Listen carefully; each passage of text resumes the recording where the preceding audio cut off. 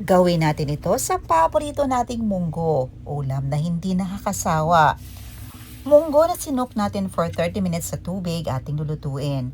Okra, squash, onion, luya at garlic ating slice. Meron din tayo ditong holy basil or kung tawagin ay sangig. After a few minutes ito na naluto na ang munggo natin, hahanguin na natin ito. Sa ating kawali naglagay tayo ng oil, gisahin ang mga spices. Ilagay na natin lahat. Nag-add pala tayo ng green chilies dito para may konting anghang naman. Mag-add tayo ng ground pepper para mag-infuse ang flavor ng mga spices na ginisa natin at dito naging mabango na.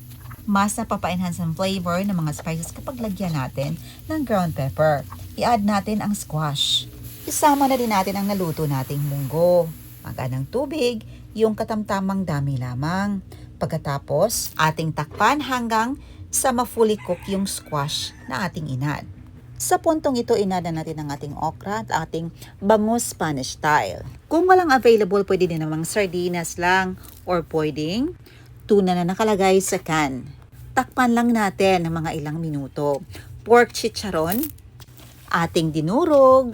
I-check muna natin ang ating munggo. After a few minutes, ito na, ilagay na natin ang ating malunggay at ang ating holy basil or sangig. Nagdagdag sarap, sustansya at bango. Nag-add tayo dito ng tubig. Amahong, sauce lang ating inad as seasoning at ang ating pork chicharon. Hindi na tayo naglagay dito ng asin dahil maalat na yung amahong. Yun ang nagsilbing seasoning natin. Ito na ang ating napakasarap na ginisang munggo with pork chicharon and Spanish style bangus. Tara, kainan na. Tikman na natin ang ating niluluto.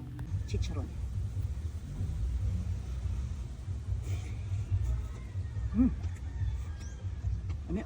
Sobrang sarap talaga ang ginasang munggo with chicharon and Spanish style bangus natin. Mapapalapan tayo dito sa kain. Ay lang po, salamat sa panonood. See you in my next vlog.